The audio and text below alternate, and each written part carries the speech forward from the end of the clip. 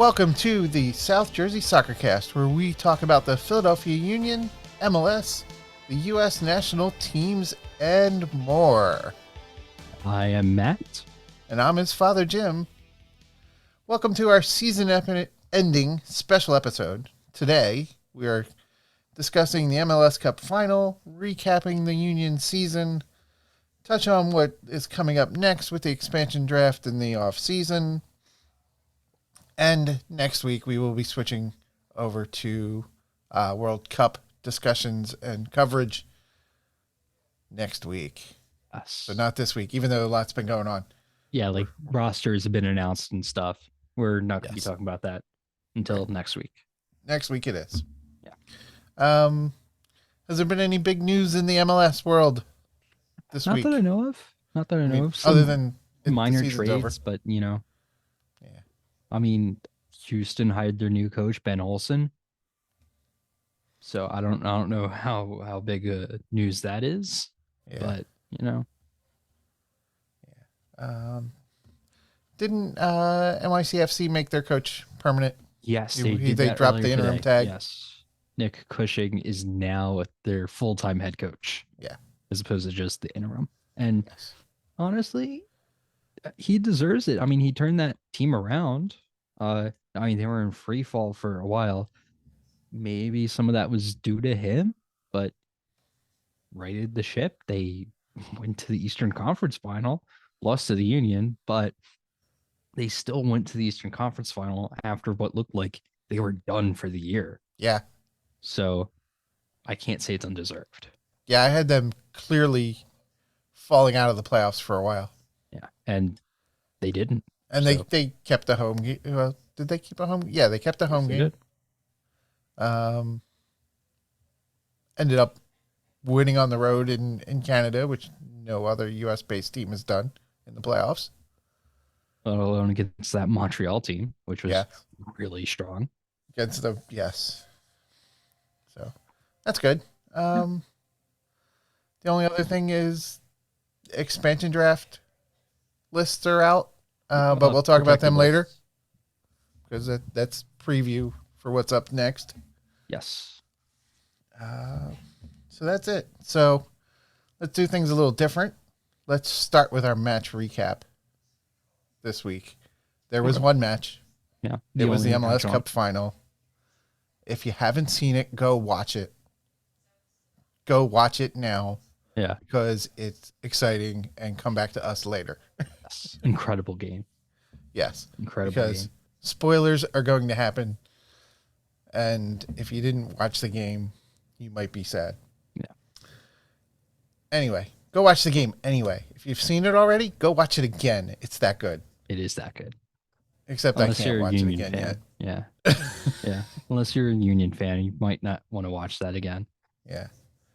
Pretty heartbreaking. The final score was 3-3, went to penalty kick shootout. LAFC won 3-0 in the penalty kick shootout after 4 tries. Yeah, after the fourth round. Yeah. So I believe at the end of our discussion last week, I had it 2-2 going to penalty kicks. Yes, and I had 2-1. And I don't think I really committed to who was going to win, even though I wanted to see the Union win. Yeah. I had 2-1 after extra time. Okay. Yeah, we were both wrong there. There were more goals. Yeah. It was 3-3. You talked me out of a 3-2 final score at the end of extra time. You know, I didn't think the Union would concede 3, so. Well, neither did I. Nor did I think that the Union would score 3, so. Yeah. The game was just a lot of fun. Yes. The commentary running around the internet with the professional MLS punditry it was the best final ever. And I think there's a case to be made. Yeah. I'm not going to judge all of them. I haven't seen all of them. But I think there's a case to be made that this was amazing. Yeah, it was definitely a very fun game to watch. Yes. Even for neutrals, it was just goal, goal, goal, goal. And they came at vital moments in the game too. Like right before full time, Union 2-2 equalized Yeah. right before full time, after extra time. Boom, Gareth Bale heads it past Blake, and now it's 3-3 going to penalties. Yeah. Man, it was Unfortunately, a penalty kick shootout after a game like that is very anticlimactic, no matter who wins. yes, Unless, but someone's unless there got to were do it. some heroics on both sides, Yeah, which didn't happen. yes, Yes. unfortunately. And MLS wants to change the playoff format? No, don't do that. You got what you were looking for. The playoffs were fun for the most part. Most of the games were great. They were exciting. You know, everything was good. Yeah, And then there were a couple of clunkers, but there always will be. but like the cup final was fantastic. Yes. Even for someone who wasn't a fan of soccer, you should go watch it. It Oh, was yeah. that good of a game. You know, I've seen reports for people in the Philly Union fandom that said that they basically ran into Phillies fans because, the World Series also ended on Saturday, Yeah. disappointingly for Philly fans. But they ran into Philadelphia Phillies fans who were only vaguely aware that the Union were playing, and they were at a bar because that's where they were going to watch the baseball game when it came on later, and they got into it, and apparently it was like just rowdy all around, and people were going crazy, and probably this MLS Cup drew in a lot more fans. Apparently, a lot of people watched it on TV. The ratings were great. Why are you going to change stuff? Like, you, Going back to what actually happened in the game, okay, I thought the Union weren't great because I mean they didn't control the game. They didn't really have any meaningful attacks. But honestly, what can you expect? It's the Cup final against LAFC, the best team in the league. You're not gonna go to their house in LA and control the game. It's not gonna happen. And the Union didn't. And honestly, they didn't get beat by LAFC. I no, know that it went to penalties, but even still, yeah, they weren't separated after 90. They weren't separated after 120 minutes. So yeah, it was awesome. yeah, Um, LA took an early lead. Well, took not necessarily an early lead, but they took the lead first. They scored first. The Union didn't give up. They tied it. LA went ahead again. The Union tied it. The Union went ahead. Come on, that's like you can't write a better script. yeah. Then LA LA tied tied it. again. It was great. Yeah. It was a good game. I hope the league itself has brought in a lot of new fans because of it. Yes. Yes. So it was exciting. It was fun. It was crazy. Disappointing end. Don't get me wrong. I don't like the penalty kick shootout. I think it's anticlimactic. It's kind of a disappointing no matter who's going to win. Yeah, I haven't really seen any better alternatives because But you don't want them playing even more. no, I'm not saying get rid of it. Yeah. I'm just saying it felt like a letdown. Yeah. After all that, it felt like a letdown. Yeah. But I mean, again, it's the game wasn't free flowing attacking wise because No. all the goals came off of set pieces or were very close to it, you know, Yeah. except for Gareth Bale's goal at the very end. That was that was Oh, it was a shortly throw-in. after a throw in. Yeah, that's right. So So even yeah. that was a set piece of Yes. sorts. Yeah. So, and the Union just switched off right at the end and conceded, which really, really sucks. And honestly, it was a shame for either team to lose because Yeah. they were both great and it was such a fun game. But someone needed to, and it ended up being the Union. Right. And the Union did what they were going to do. They fought back Twice. twice, three times, twice. Yeah. But they kept fighting. They didn't pack it in. It could have been a lot worse. You know, I mean, Yeah. they just kept fighting. They never said die. They just kept going to the very end. And yes, it was a full team effort, but I wanted to pick a man of the match for the game. Okay, I've got Mbizo, Olivier Mbizo. uh, good choice. I haven't thought about it, but yes, good Oh. choice. Let me give you my reasoning for why he should be the man of the match, and you can think about it. Uh, so Mbizo just shut down all the attacks going down the Union's right. Everything, nothing went by him. He stole the ball, he just created a turnover and would just gun up the right side and let everyone else follow. And he could just cross it in, pass to McGlynn, pass to Gazdag. And LAFC's attack isn't bad. They're No, they're very good. fantastic. And Mbizo was able to keep them silent. Yes, And that's incredible for him. right. Yeah, It's incredible for anyone in the league to do that. And yeah, unfortunately, he got tired in the 118th minute and conceded the cross to Gareth Bale. Whatever. I don't care. He was phenomenal. You're not going to be 100% of the time. You're not going to stop everything. right. And it was very late. And he was Uh, tired, he, played a full 90, played almost a full 30 after that. No rest. He's the only one that provides width on that right side of the field for the Union. Yeah, yeah, he's going to get tired. and I And believe LA kind of rushed the throw in because the game was dying.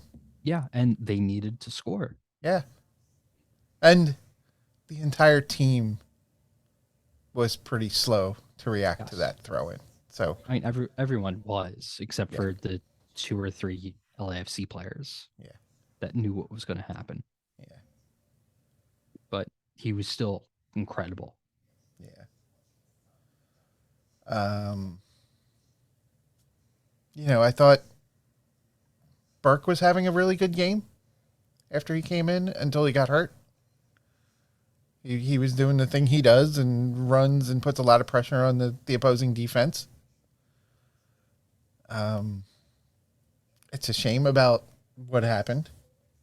I mean, Yeah. um, I thought that Martinez played well, but his one weakness is he gives up the ball in the midfield sometimes. And he did that a lot. And they were dangerous. And then it left the rest of the Union's defense scrambling. And for It the most cost part, he got away with it. yeah. It cost him for the Yes. first goal because Martinez fouled the guy. Yes. LAC got a free kick, scored directly off of it. Yeah. Yeah, it's tough. Um, but that's kind of the way he's been all season. Mm-hmm. He's had patches where he's given the ball up a little too easily. Yeah. And It's currently his one weakness. yeah. Um, the red card on Crapeau was definitely deserved. It's a shame that he and Burke also got hurt. Yeah. He got it worse. So, yeah, it was not good. They did not show the replay. They cut away quickly and were like, nope, not going to show it. It's bad. He ended up getting carted off the field with the red card, which, yeah, he kind of deserved the red card. Not to break his leg.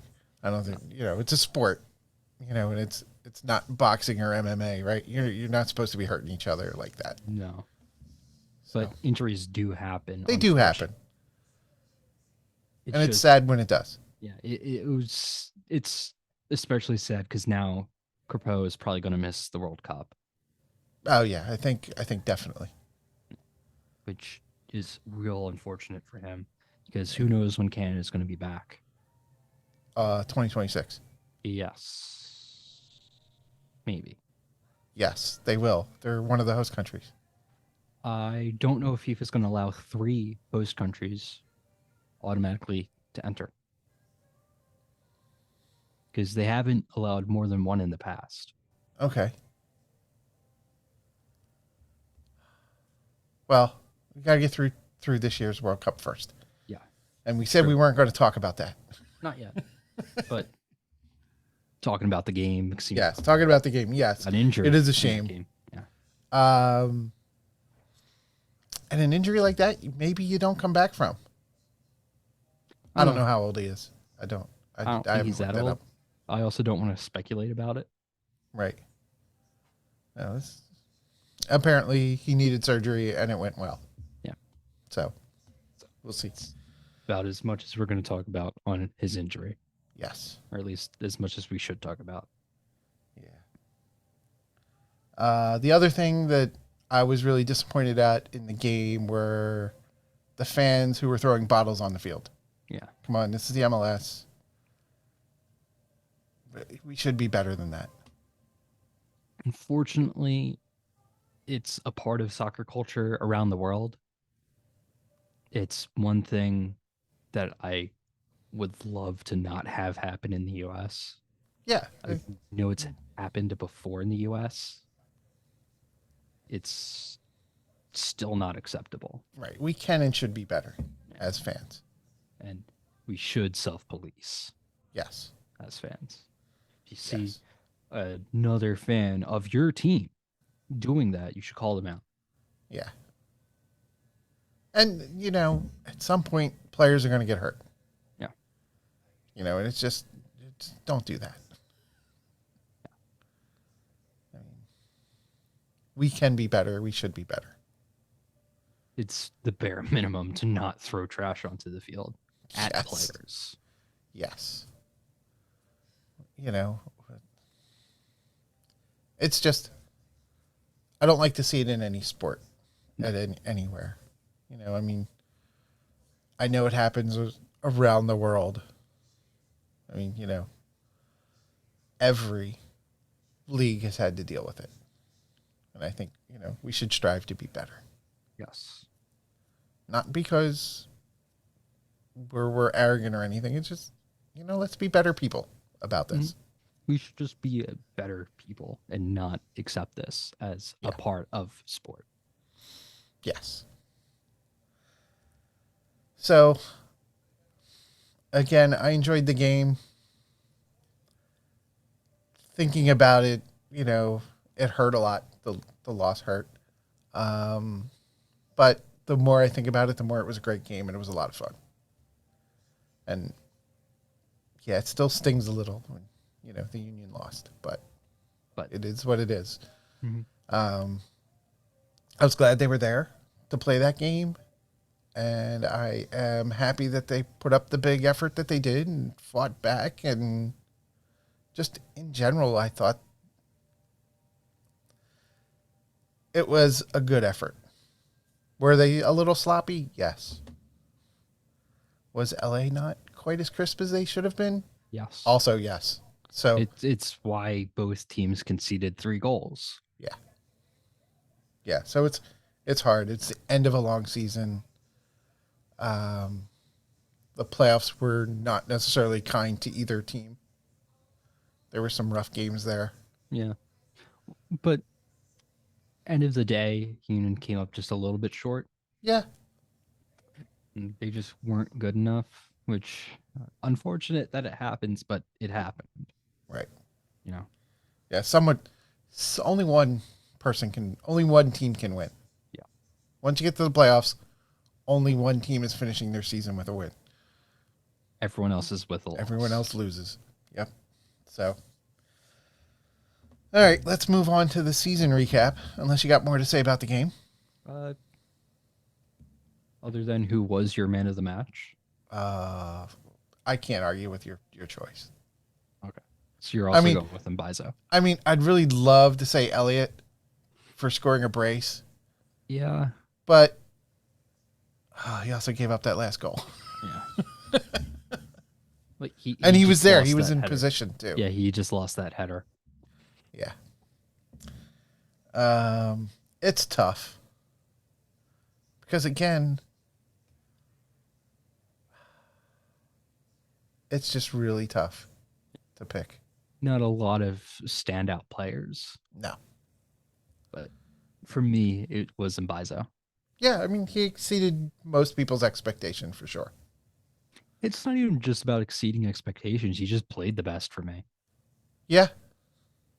I think when the team is coming up a little bit short of your expectations, and then there's that one guy that exceeded them, but maybe not a huge amount, but it was significant.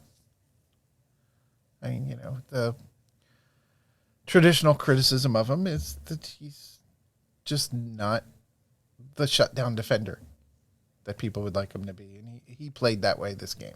Yes. So, yes, I agree. Let's give it to him. Okay. I'm not gonna argue. Okay, cool. I don't have anybody else. I don't see anybody else doing it.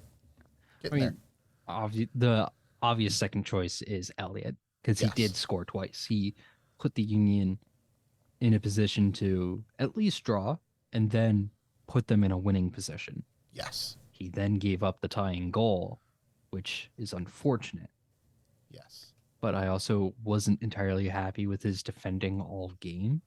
Right. That's why I think Mbizo's the man. Yeah. For this one. Yeah, Elliott's probably the runner-up, and it's not that close. Not really. I think if he doesn't give up the final goal, like if his second goal and the 3-2 scoreline stands, then maybe you argue. I think you kind of have to give it to Elliott. Almost. I mean, yeah. Scoring the equalizing goal, making it 2-2, then Scoring scoring the the winning winning goal, making it 3-2. Yeah. I think you kind of have to. But oh well. But he didn't get. It's not how it turned out. So, No. And Mbizo. Yeah. We can play with hypotheticals all day long. It doesn't change the outcome, All right, let's talk about the whole season. Okay. What did you think of the season as a whole? Defensively, they've been great pretty much all season long. Yes. I mean, fewest goals allowed in a 34-game season is an incredible achievement. Yeah. Offensively, they were pretty slow to begin. But once the offense started clicking, man, they got hot. They got red hot in some games. I mean, you don't win by 6 or more goals that often, and the Union had 4. Yeah. So, I mean, they should be proud. Yes. They've gone the furthest that any Union team has. They went further than last year. They played better than last year, had the most goals scored in the league, fewest conceded, undefeated at home throughout the entire season, including playoffs. They should be proud. Yes. And they came as close to winning the MLS Cup as you could without actually winning it. Yeah. So there you go. I am happy with the season. I thought they did well.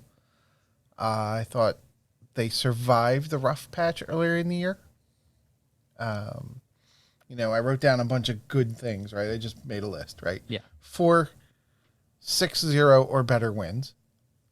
Most in MLS history. Most in MLS history. Only team to do it in 1 year. Well, only team to do it in their history. They did it all this year in the second half of the year. Next closest is, I believe, Sporting KC, who's been a team since the 90s and only has 3. Right. They took home 4 season-ending individual awards. Which is great. Mm-hmm. They set a record for goals scored, set a record for least goals allowed over a 34-game season. Their goal differential was pretty much just short of a record as well. Yeah, I think it was like by 2. Yeah. Or something, yeah. Something like that.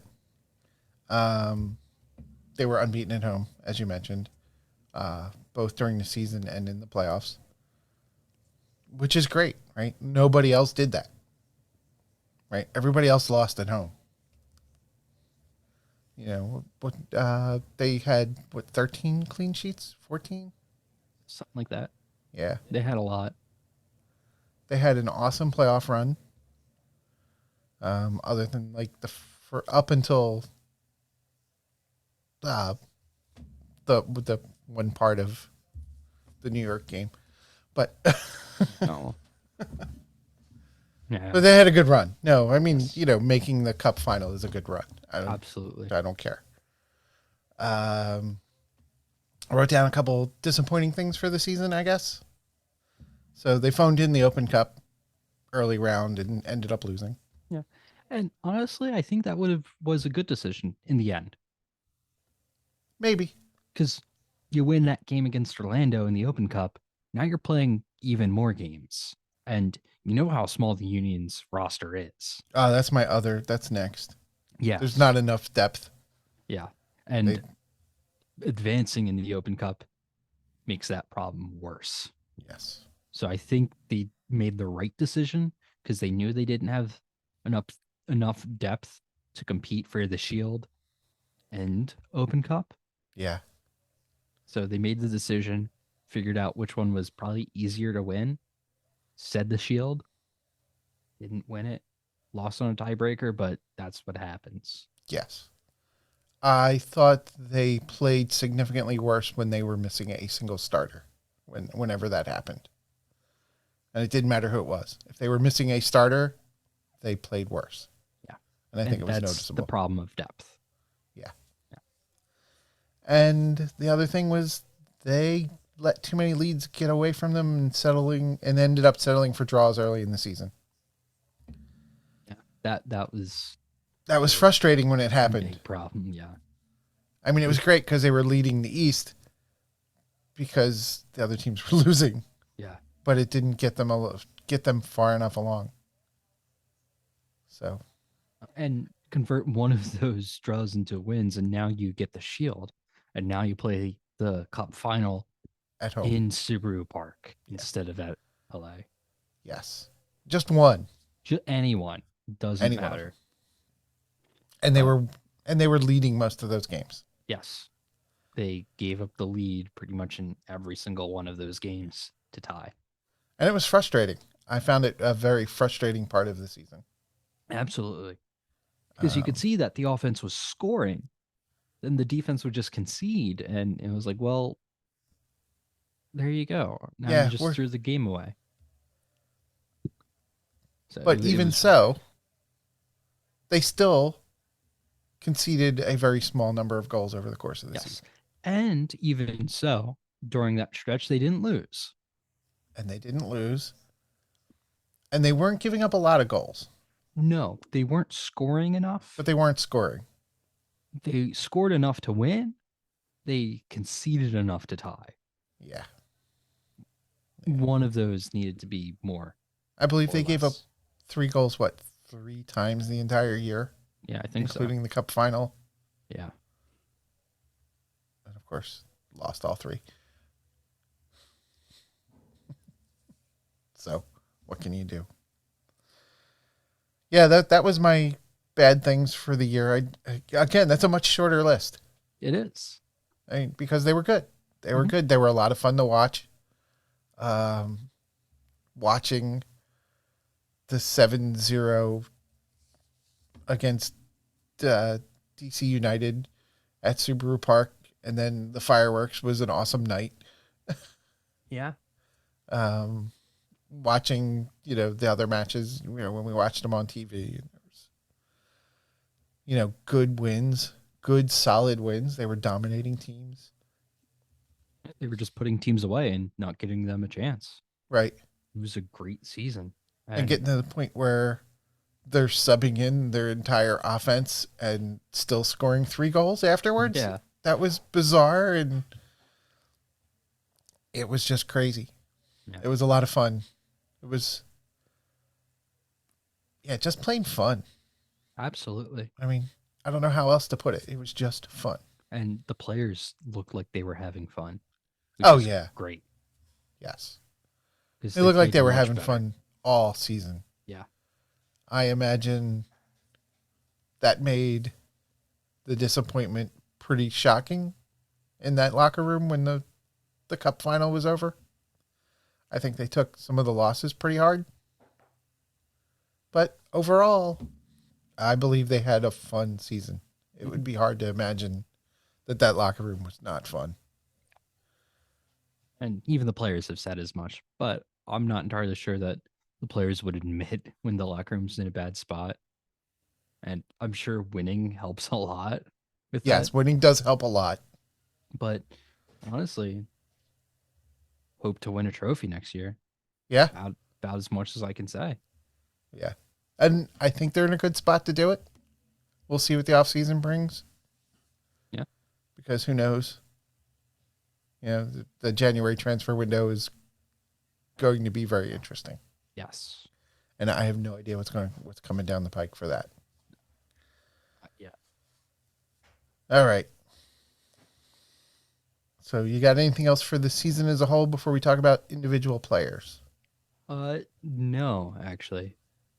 So I guess this is the time where I ask you for your top overperformers and top underperformers for the Union this Okay. season. All right. Top So overperformers. why don't we What? introduce one and then you introduce one, I'll introduce one. Okay. How's that? I expect we have a lot of overlap I'm pretty sure we do. for But some of these. even still. Yeah. So my top overperformer, and then we'll do the top underperformer. We'll go back and Yes. forth. Okay. Top overperformer I thought was Daniel Gazdag. Just totally on fire all year. Way to insert yourself in the Golden Boot and MVP race. Even though the Jim Curtin and the Union were heavily lobbying for Andre Blake. Yeah. Don't feel snubbed. You did awesome. Well, feel snubbed because you were snubbed. You should have Yeah. at least been nominated for MVP finalist because you were better. He just was. Yes. Yeah. But I think when those finalists came out, they were like, we're not putting two from the Union on this list. Yeah. Which is unfortunate because he really deserved it. Yes. But yeah. Yeah. Just Top awesome overperformer. all year. Same for me. Got Daniel Gazdag. I mean, insane production from him. Yes. He was incredible, and he never really had a spot where he slowed down. It was Nope. all season. He was scoring, he was assisting, he was driving the Union offense. Yes. It was incredible, and And it was a lot of fun to watch. absolutely. And he would defend from the front real hard, create turnovers for his other strikers or the other midfielders to run onto and help and score. And he was incredible. And the chemistry Yes. between all of the front three, whoever the front three were at the time, because that did rotate a bit. Yes. Just that chemistry between basically the four of them, whichever three were on the field at the time at a time, was just really good. Yes. None of them played selfishly. And you could see that because Yes. they would just give up open opportunities on goal because someone else had a better chance. They didn't give up the really wide open ones. No, It was like, but if someone had a better opportunity, they would just pass to them yes. rather than look for the shot. Yes. Absolutely. It was great. And you could tell he was just playing full of confidence the entire season. Yeah. Because he would just dribble at players and just go by them. It was so fun. Yeah. All right. So Gazdag's you're also number one overperformer. Yes. Okay. My number one underperformer was Michael Uwa. I expected a lot more from him. I think he made the team better. Don't get me wrong. I think he did great. I just expected a little more. With all the hype. Yeah. And all that record signing and all that. Yeah. I Yeah. have him as an underperformer, just not my top underperformer. Okay. Uh, this is a collective. It's going to be the kids, Paxton, uh, Sullivan, McGlynn, even Brandon Craig, all of them, Cole Turner. Yeah. They needed to show more development than they did because I really didn't see any different from this season to last season. They're pretty much the same players and they Yeah. have the same issues. I mean, McGlynn showed slight bit of development, but even still, it's just man, I he think needed to they show needed to play more. more as a group. I think it's hard to justify them playing more Right. Because because, who do you take off the field? well, even so, when you play them, they don't show anything. They're not good enough. You're actively making your team worse because of development Yeah. that might not show any fruit because Aaronson's looking to be sold this season or this Yes. off season. So yeah, they really didn't show much. Yeah. And they Um. have all their issues from last season and it's it was frustrating Yeah. I because didn't. I didn't group them together, yeah, but I did. on my list, a couple of them are listed outside of the top three, but they're there when I made my list. Well, their issues are the lack of development, and that's an overarching thing for all of them. They didn't show Yes. anything. They didn't show any development. Yeah. Collectively, and that those are my criticisms too. Is they're not quite there yet. They need to mature. They need to get a little better. And it's not like they weren't playing games because they were playing for the Union too. Yes. It's just that wasn't translating. And you Right. could see what they would do against players their age. They dominated the US U20s, that tournament. They Yeah. dominated. Absolutely. And then when they were playing against senior level players, they looked bad. Yeah, and I'm hoping that a little bit of maturity, a little bit more development, they'll be fine.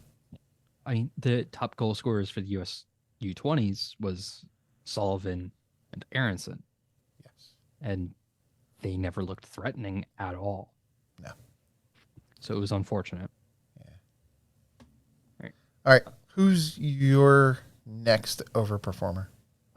I have Julian Carranza or Okay. Julian Carranza. I don't know. I've heard Julian. it both ways, honestly. I've heard it both ways. Go with Julian. Yeah. I figured it's Julian, but I don't know. So now, Yes. honestly, I didn't expect that much production from him. Uh, No. Not man, not after what he did or didn't basically show in didn't Miami. do in Miami. Yeah. Because, I mean, to be fair, looking at Miami and his time there, he didn't really play. He was Right. just late sub after late sub after late sub. So he never got the opportunity. But even still, Miami shipping him to the Union for a second round draft pick and 500,000 in, I think it was Two shit, two general. payments. Yeah. Even it's not even all at once. No, no, it was general allocation money Right. in the middle of the season, which, you can use some of it, but man, I did not expect him to be that good. Yes. So I mean, I thought he would be solid. Don't get me wrong, but considering that the Union sold Shabilko for $1 million in general yes. allocation money, and then they got Carranza for half. Yes. Oh. And I understand that Miami needed to sell because of their restrictions. However, they definitely could have gotten a lot more for him. Yes.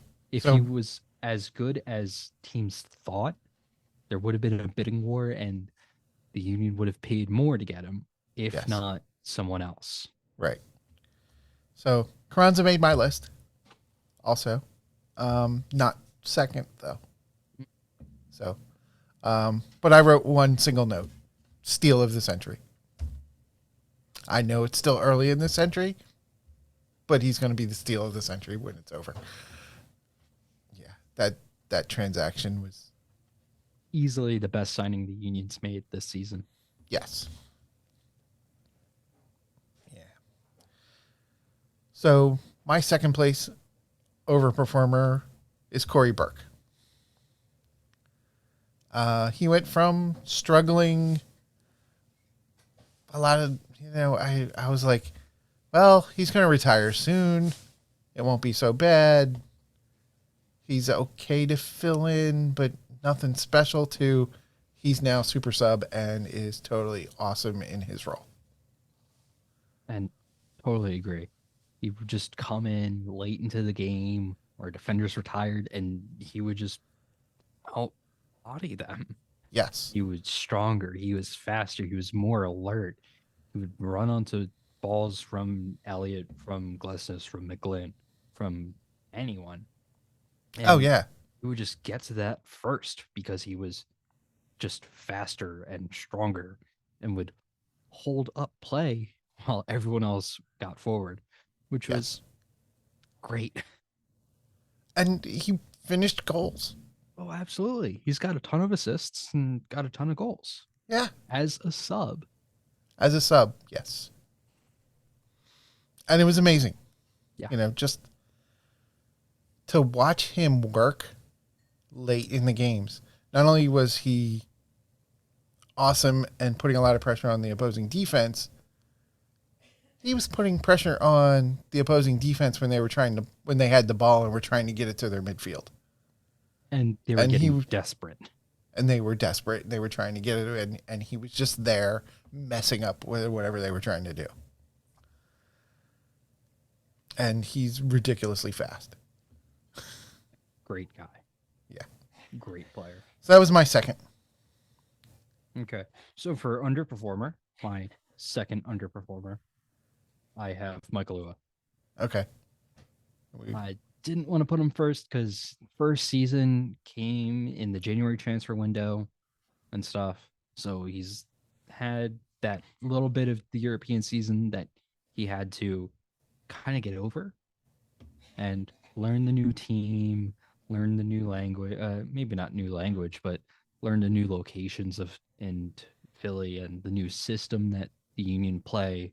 Because in, I believe it's Brøndby in Denmark, he played as the lone striker, Right. and the Union used two up top, so it's going to be different, and it was different. And eventually, Ua figured it out, but man, Yes. this guy, this DP record signing that the Union made shouldn't have been the worst of the front three that the Union had. Yes. You are correct. He just shouldn't. Again, I'm looking at like my whole list, right? I'm looking at my whole list of underperformers and went, these guys are really good. I just have a high standard for them. Yeah. So the criticism, I totally understand. Early on into the season, I understand it was early on into the season and it was still learning. But there was a time where he wasn't even the best starter. He wasn't a good starting option for the Union. Right. It was Santos and Carranza instead of Ua and Carranza. And that didn't fill me with confidence. No, I agree. It figured it out. He probably had to learn how to press that the Union press because it'll be different team to team to team. And playing with another striker is going to be different from going from a lone striker to two up top. And he eventually did that, but still, I wanted more. Yeah, when the three of them were clicking, and they were all on the same page, it was amazing. Yeah, and yeah, he was the weakest of the three. Yes, and I think he still is. Yeah, because okay. he's obviously the first one pulled, unless Carranza's having a really bad game. Right. Like if Jim Curtin's making a sub to put in Burke, it's always Ua. Yeah, and I think part of that is they're both that fast guy that will just break for it. Yes, I also think Carranza plays into the Union's press a lot more than Ua, which is how the Union want to be set up. And hopefully in the coming off season, Ua just gets that little bit extra because he's almost there. He's Yes. almost there to be fantastic, but just a little short, which is why I have him second and not first. Okay. Fair enough. So your last overperformer. I have Carranza there, Mm. and for all the reasons why. But if we need somebody to talk about, let's talk about Glesnes and Elliott, the pair of them. Just lump them together. Yeah. They Yeah. were Pretty they much were great. inseparable. Yeah. Yes. The business world talks a lot about synergy, right? It's like one of these business buzzwords that, like, Yeah. if when it comes up at a meeting, you just go, no, stop. But they have it. They really do. They work really well together. They work really well with Blake. They work They well with Martinez. they work well with Martinez. They all cover for each other. Um, it's going to be exciting when one of them has the ball and crosses midfield, Yes. Something's dribbles going to across happen. midfield. Something's going down, and you could just see the opposing defense like almost panic, and it was awesome. So that's why I extended my list beyond 3. I agree. They're fantastic. Best pairing in the league, without a doubt. And I just, they were just so good last year. I couldn't say that they overperformed. Okay, but you So, got the midseason defender of the first half and the yeah, defender of the year, the actual defender of the year, the actual defender of the year. Yes, I know. and MLS Best 11, and Jacob Glesnes. Yeah. Anyway, So he would be my third if I wasn't allowed to put Carranza there because you already picked him. They So- would be my third, the two of them. I have Olivier Mbaizo as my third. Good choice. Also, It's an interesting choice because looking at the first half of the season, Mbaizo wasn't great. no, I mean, he got benched for Harry. and even last year Yeah, he wasn't he all felt that good. weak. Yeah, he was definitely the weakest spot on the Union Yes. last year. This season, less so. Probably the weakest in the back line, but honestly, how can you? That's not really an issue if you have Kai Wagner, the best left back, Jacob Glesnes, voted the best center back, Jack Elliott voted the midseason best center back, and then you're Olivier Mbaizo. You're just great. Someone's got to be So, fourth out of those 4. yeah. Yeah, you're not the best right back in the league. I'm sorry. So, of course, you're going to stand out in the back line because you're only top 5. You know, and that's unfortunate for him because Right. he really should get a lot more recognition than he does. Because yes, the first half not good, bad even. He was benched, rightfully so, because he just wasn't good. And that probably comes down to the Eastern Conference final because he wasn't good then. And that really took a toll on him mentally. Yeah. And the benching helped. Way helped him. It did. And Because, I mean, Harriel started, he was fine. He was good. Even he was great defensively, not that good offensively. And then Harriel had a few bad games. Jim Curtin put Mbaizo back in. Mbaizo just grabbed that starting job and said, mine. yes, I'm not giving this up again. No. And he didn't. Yes, he He's fantastic. definitely played a lot better than I expected. Yes. Yeah. I mean, even in the season, in the middle of the season, I would say he overperformed. Yeah. I agree. I can't argue. So that's my third. All The right. only reason why I don't have him higher is because he started badly. Fair enough. I'm glad you're becoming a fan of his. Yes, absolutely. And honestly, he really should get a lot more credit than he does Yes. because he's just that good. And it sucks because he's going to play for Cameroon, but there's just a better Cameroonian right back in Nuhu, Right.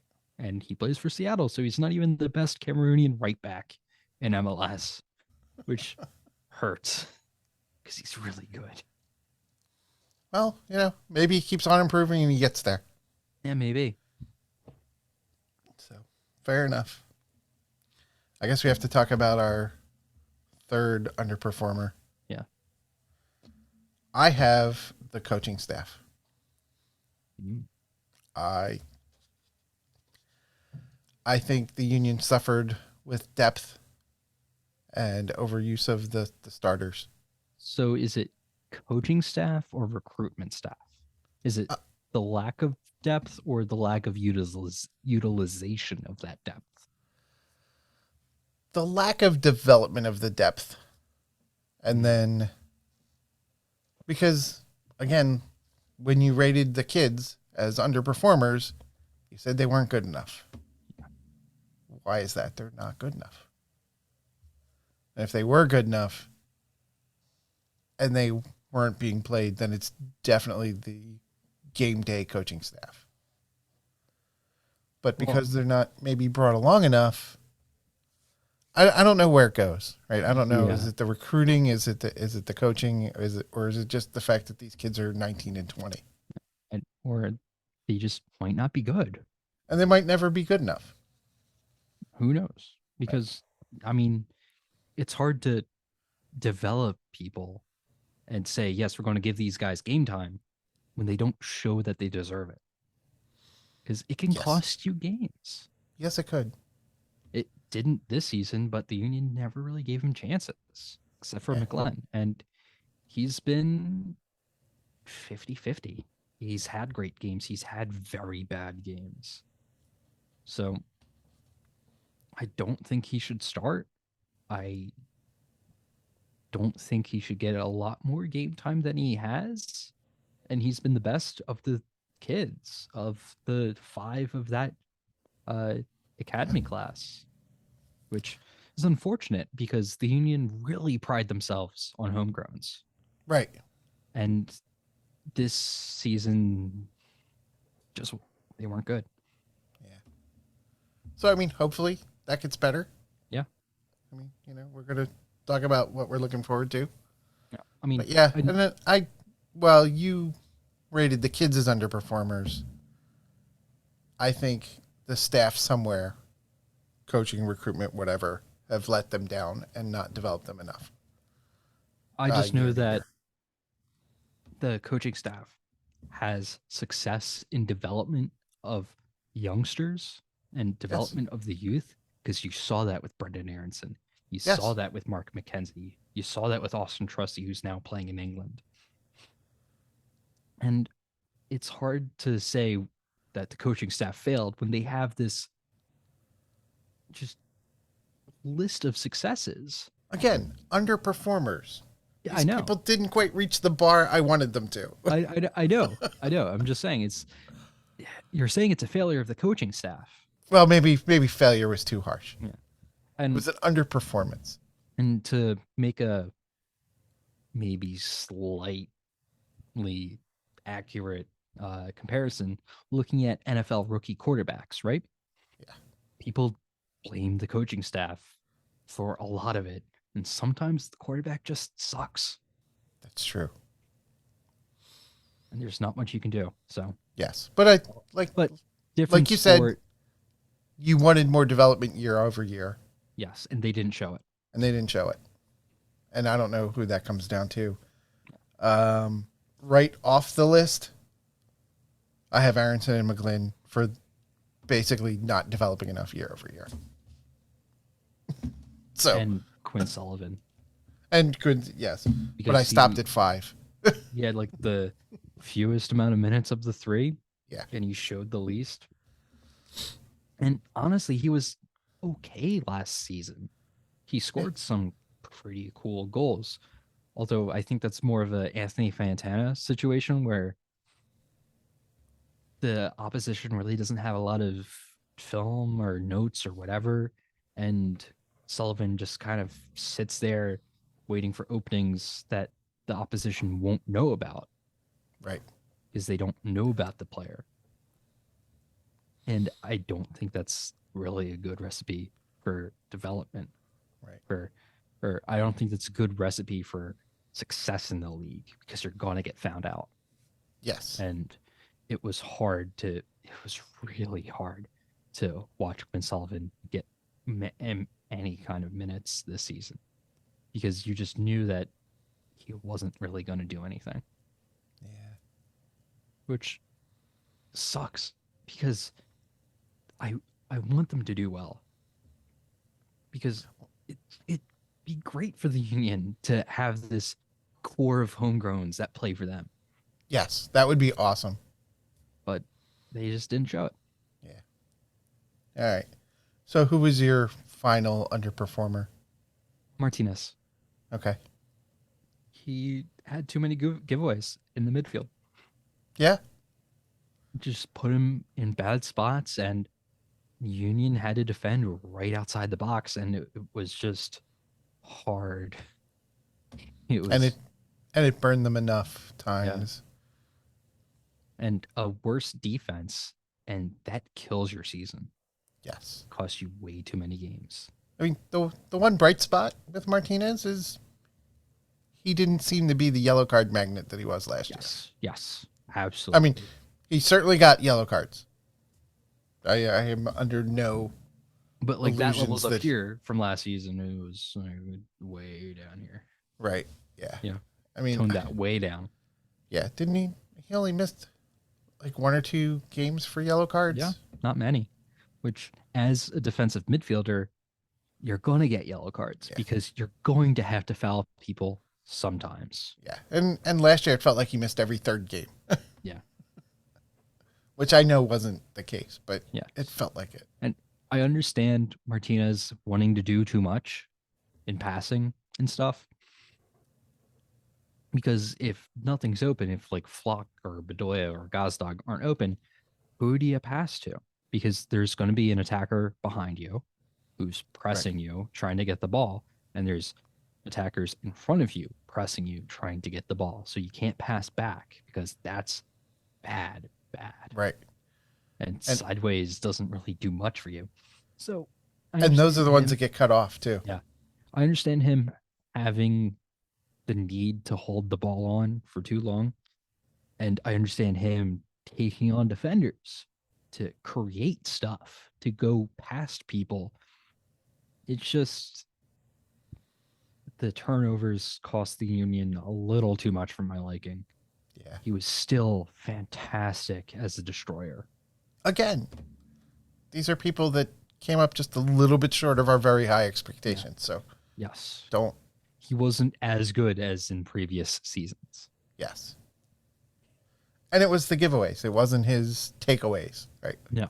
He destroyed stuff just as well, just got fewer yellow cards. So that was awesome. Yes. He was fantastic in defending. Yeah. He was in possession. He was just a little bit off. Just a little. Yeah. Yeah, I agree. I mean, that was basically my criticism.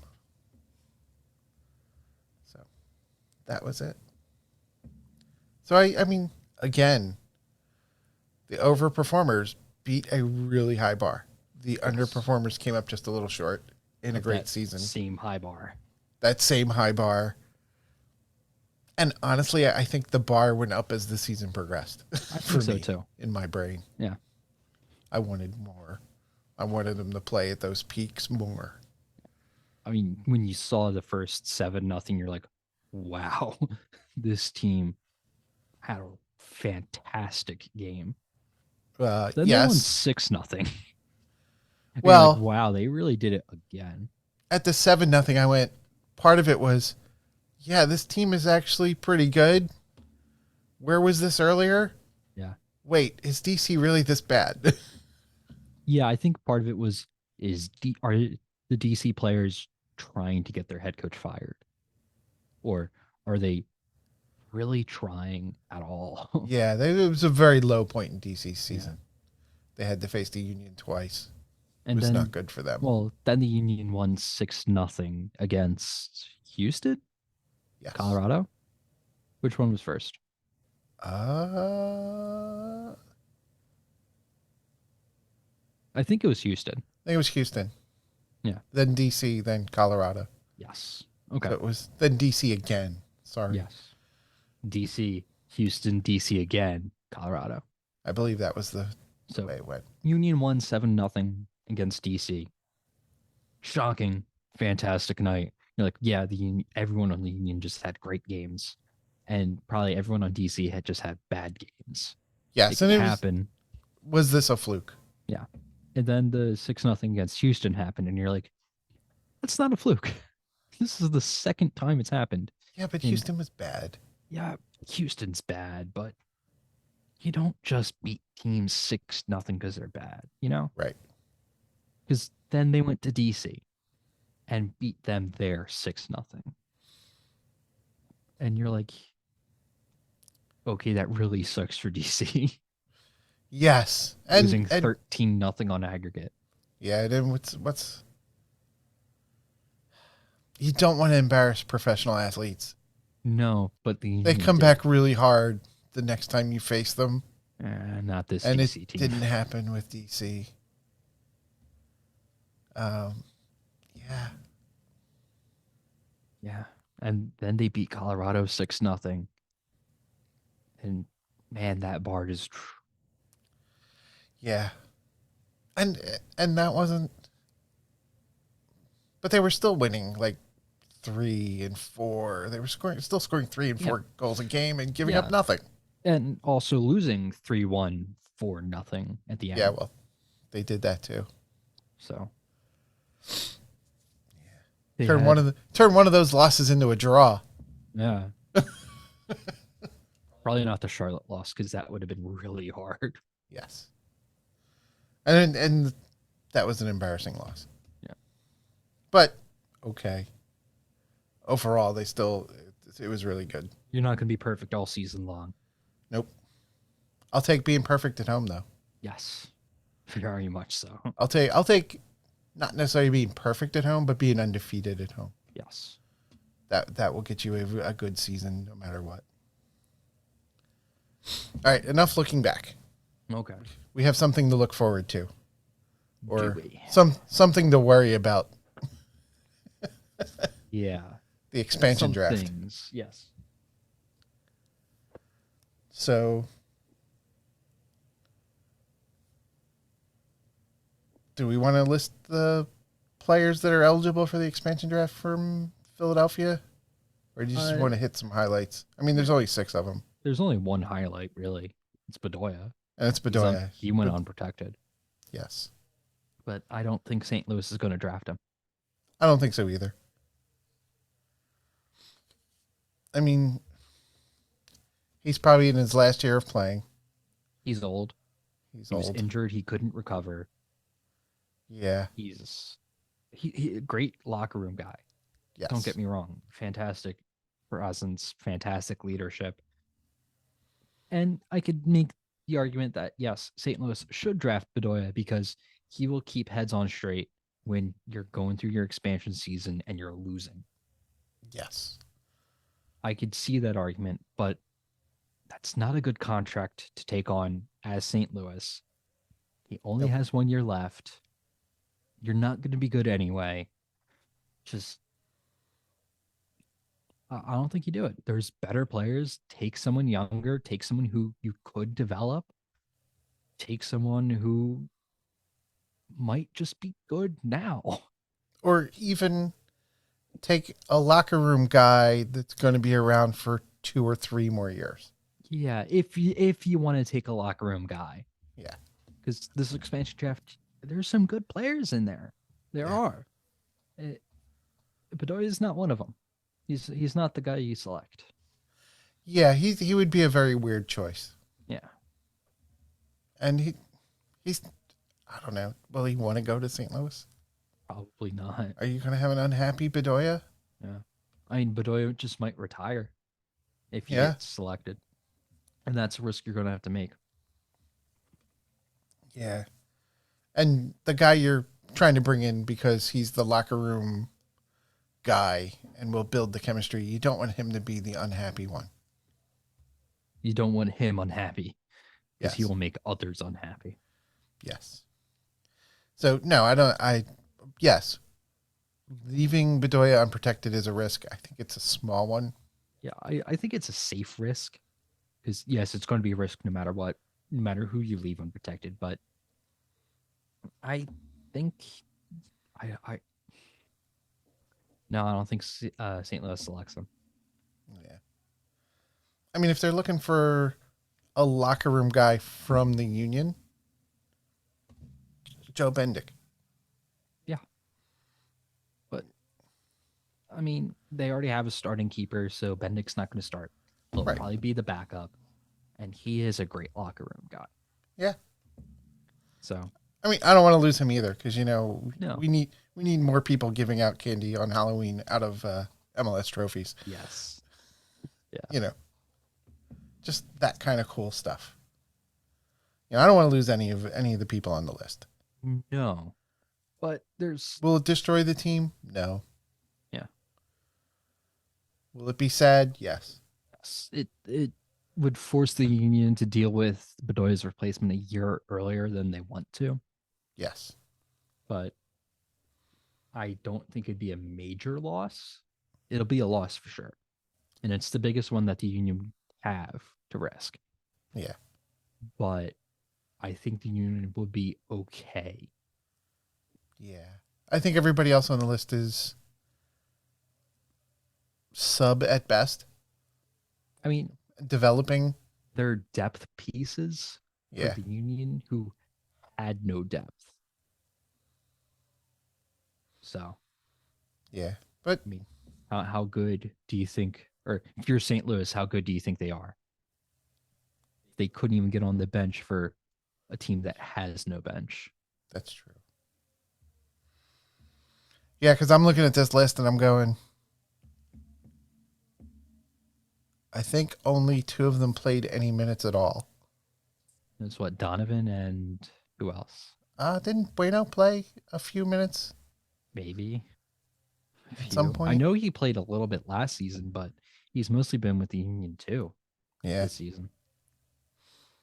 And Donovan, the only time he played was in the MLS Cup Final. He's played a bit earlier in the season. Did he? Mhm. Yeah. As a late sub, but yeah. That was when Santos was injured, and I think Ua was also injured, so he couldn't play. And That's true. down to Ua two strikers. Yeah, Ua did suffer from injuries early in the season. Yeah. And he seemed to almost recover and then aggravate his injury. Yeah. Kind of the way Bedoya did at the tail end during the playoffs. Which was unfortunate for him, which really hampered his cohesion with the team and the chemistry that he would build on the field. Yeah. But injuries happen. Yes. There's no real way of getting around that. Yeah, I don't. I don't know what's going on in the St. Louis boardroom and who they're talking about or what. I don't see them picking any of them. There's definitely some these good 6. players in this expansion draft. I don't know how you want to build your team. I don't know if you're St. Louis, what you're looking at, what you need, who you're thinking of already signing. But they could be like Charlotte, and they're 4 or 5 of their 5 expansion draft players didn't play for Charlotte. Yeah. They were just all immediately traded. Which, as an expansion team, you probably want. Because I know expansion teams sell a lot of their international slots for money. Yes. Because you just need it to build a team. Yeah, that's what Charlotte did. Mm-hmm. And that's what St. Louis has currently done so far. So we'll see. Mm-hmm. Again, let's not. I don't know what's going to happen. We'll see. Find out tomorrow. Yeah. All right. What else is going to happen this offseason between now and camp. Nothing official. Nothing official. How's that? But there will be the transfer window, the European transfer window. And we could talk about that when that happens. Yes. That's fine. The major rumors are Kai Wagner leaving for Europe and Paxton Aronson leaving for Europe. But until those are confirmed, that's pretty much all I'm going to say. Right. I agree. Other than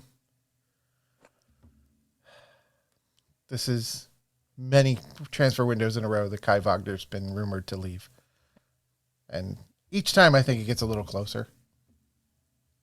But until they're official. Yeah. Nothing yet. We'll cover that in January when the window opens. What are you hoping they do for this offseason? Build depth, I think, is where I am. About it. Build and develop some depth. Yeah, haven't thought about it too much because it was more just focusing on what the season has been and what they did. And now it's going to be World Cup. And then after World Cup, once the off season actually starts, then I'm going to start looking at what they can do. Yeah. I think the transfer window opens and closes before then. I think so. So, well, that's kind of the off season. Let's see what they do then. Yeah. All right. Sounds good. Yeah, let's wrap this up. Starting next week, we're going to talk about World Cup, Men's World Cup for many weeks, basically through the end of the tournament. Pretty much the end of the year. It's pretty much the end of the year, yes. So we're going to be doing that. So we're going to be shifting. So that'll be good. I'm looking forward to it. The World Cup's always fun. Next week is the preview, and then next week is the preview where I say I'm really worried about the U.S. men making out of the group stage. Spoiler alert. I am worried. Yeah. And we can go more in depth next week. Yes. As to why. Yes.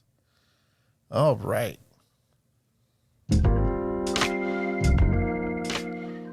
Thanks for watching and listening to the South Jersey Soccer Cast. If you are on YouTube, please leave some comments to let us know how we are doing. Then like and subscribe to get notified when we upload next week's episode. Again, World Cup preview. And we'll start talking about the games and all sorts of other fun stuff. See you then.